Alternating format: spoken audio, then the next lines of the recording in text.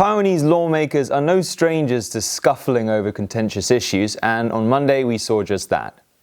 Politicians threw water bottles and grappled with one another in the legislature. The opposition was protesting an amendment that will drop charges of corruption against a former President Chen Shui-bian, who's a member of the ruling party. I asked the editor of New Bloom magazine, Brian Hioe, what this means for Chen and the multiple cases against him. So it clears him of some charges, but it doesn't clear all of them. And this was the charges he was facing regarding improper use of government funds was still under trial. It was under second retrial at the Taiwan High Court. But what Chen is not cleared of is charges regarding to accusation of bribery, for example, regarding the naming officials to positions or regarding a land deal. And so these will still continue to affect him. So it doesn't clear him of everything. But I think particularly the way it is framed up by the Pan Blue camp, it is as though he is cleared of all charges. And so I think, for example, one has seen calls from Deep Greens for Tsai to pardon Chen. This is not what happened. Even with this passage, he's not cleared of all charges. But I think that the Pan Blue camp will frame it up this way. I mean, clearly, this is an issue that, gets both parties, gets their blood going, if that's the right phrase to use.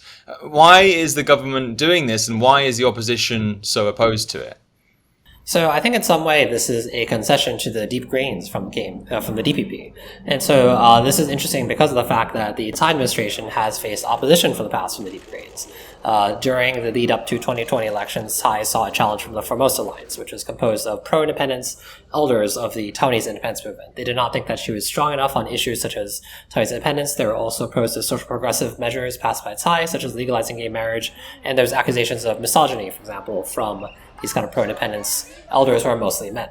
And so there's a split in the party, but I think particularly for Tsai, I think, and the DPP, it's an attempt to perhaps get these elders in the party that are in the Pan-Green camp still on the same camp. I think there's perhaps concern about them becoming satisfied with the DPP in the future. There has been some drift of even Deep Greens towards the Deep Blues, kind of alignment with people on the other side of the political spectrum, and so forth. Are there any signs that, in the days following this amendment, that there has been a significant kind of public backlash, or has this really kind of flown under the radar, and are voters willing to kind of forgive this kind of thing, given the present circumstances of COVID-19? I think it is interesting timing because news is blanketed by news of COVID-19. And so when the KMT even tries to attack the DPP regarding this issue, they use the COVID-19 framing because that's the way to get attention. And I think the KMT would not have resorted to such drastic means unless they thought they could really gain from this. But I also do question this because I don't think this resonates as much with the public at present.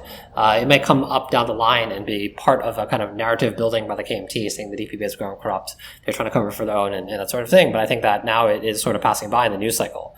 And there's other news too, for example, such as U.S. Senator Tammy Duckworth visiting Taiwan, and the possibility of cooperation between Taiwan and the U.S. Coast Guard. And so I think other news stories kind of drown this over. So I think this is part of why this timing is chosen at present.